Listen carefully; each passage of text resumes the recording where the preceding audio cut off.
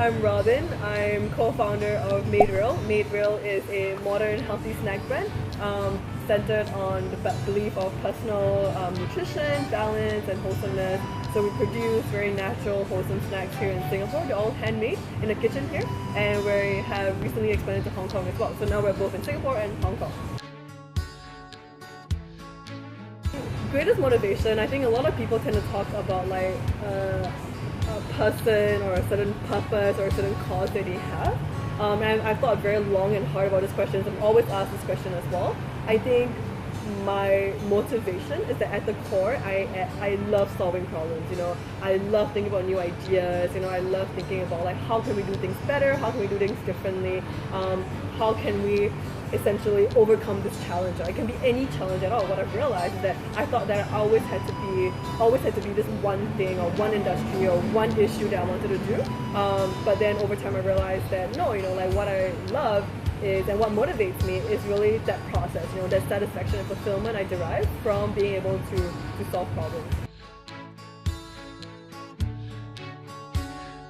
So along the lines of the whole problem solving thing, you know, right now the problem that I'm focusing on is actually in the food industry. So I'm very passionate about, you know, issues regarding food, such as, you know, access to resources, access to ingredients, you know, alternative sources of ingredients, alternative ingredients that could be very beneficial for health or could solve like bigger world issues such as, you know, the price of food or even the availability of food in certain areas.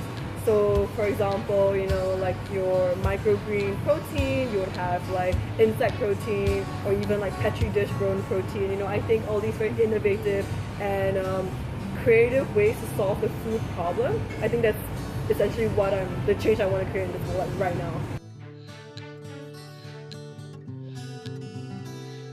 Today I had a very interesting lecture in school. So yes, besides being a co-founder of a startup, I'm also currently in SMU. I'm a year 3 student in SMU. I'm studying business. My major is strategic management, so pretty straightforward.